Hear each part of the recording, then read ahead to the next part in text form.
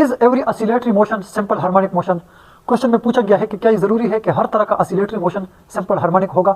तो इसके आंसर में हम पहले लिख देते हैं नो, कि ये जरूरी नहीं है कि हर तरह की oscillatory motion simple harmonic motion होगी। उसकी वजह यह है कि सिंपल हार्मोनिक मोशन के लिए 2 कंडीशंस होते हैं।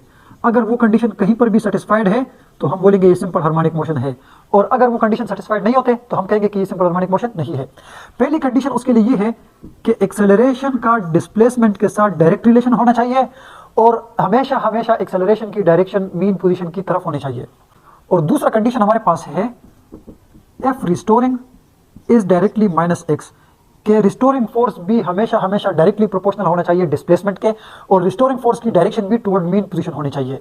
एग्जांपल हमारे पास है, ये एक बाउल है और उसके अंदर ये कोई एक छोटा सा बॉल है, ठीक है, बिलियर्ड बॉल। अब ये मीन पोजीशन पर है, मैं इसको यहाँ से डिस्प्लेस करता हूँ, यहाँ तक ले आता हूँ, ये कोई स्मॉल डिस्प्लेसमेंट एस है।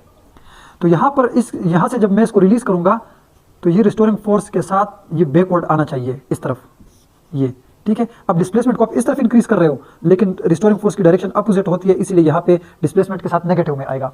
दूसरी बात ये कि जब आप इसको यहाँ तक ले आते हो और यहाँ से रिलीज करते हो तो इस रिस्टोरिंग फोर्स की वजह से एक्सेलरेशन प्रोड्यूस होती है, और उस एक्सेलरेशन की भी जो मैग्नीट्यूड है वो ज़्यादा होती है जितना डिस्प्लेसमेंट ज़्यादा होता है।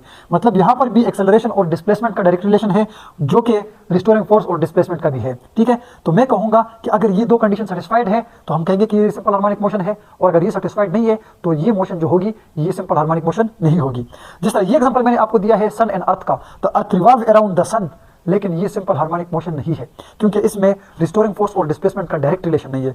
और इसी तरह ये क्रिकेट बॉल है, इसको जब आप यहाँ से रिलीज करते हो ग्राउंड के साथ ये बाउंस बैक होता है, ठीक है, और ये इस तरह जाता है नीचे, फिर रुक जाता है। यहाँ पर भी आपके पास रिस्टोरिंग फोर्स और जो इसके क्रिकेट का बॉल का जो डिस्प्लेसमेंट है वो भी एक दूसरे के साथ डायरेक्ट रिलेशन में नहीं है। ये 2 कंडीशन सेटिस्फाइड नहीं होते तो ये भी सिंपल हार्मोनिक मोशन नहीं है। Thank you so much.